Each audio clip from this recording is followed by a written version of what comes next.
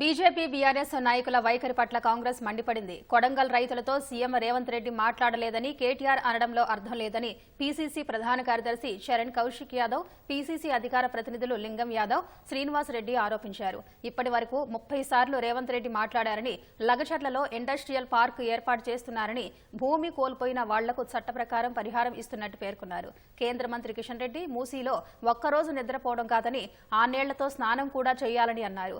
మూసీ నిర్వాహకంలో బస గురించి చెబుతున్న బీజేపీ నాయకులు దోమతెరలు, ఫ్యాన్లు, మాస్కులు లేకుండా ఆరుబయట నిద్రపోవాలని ప్రభుత్వ విప్ బీర్ల ఐలయ్య డిమాండ్ చేశారు. కేంద్రం నుంచి రాష్ట్రానికి ఒక్క పైసా తీసుకువచ్చే సత్తా లేని కేంద్ర మంత్రి కిషన్ రెడ్డి మూసీ చెంత నిద్రకు రావడం విడ్డూరంగా ఉందని మంత్రి పొన్నం ప్రభాకర్ ఆక్షేపించారు. నిద్ర చేస్తే తమకు అభ్యంతరం లేదని, కానీ లేచిన తర్వాత మూసీ వాస్తవ పరిస్థితి చెప్పాలని హనుమకొండలో డిమాండ్ చేశారు.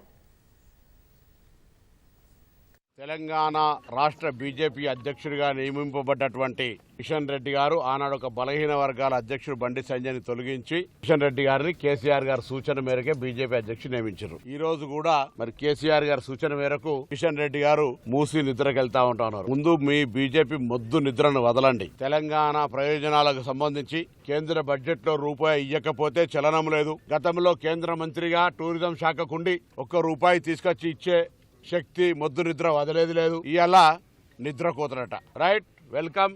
ఒకటే రోజుకెందుకు కిషన్ రెడ్డి గారు తప్పకుండా అక్కడ ఉన్నటువంటి ప్రజల యొక్క స్థితిగతులను దైవ సాక్షిగా ఉన్నటువంటి సమస్యను నిజం ఒప్పుకునే ప్రయత్నం చేయి.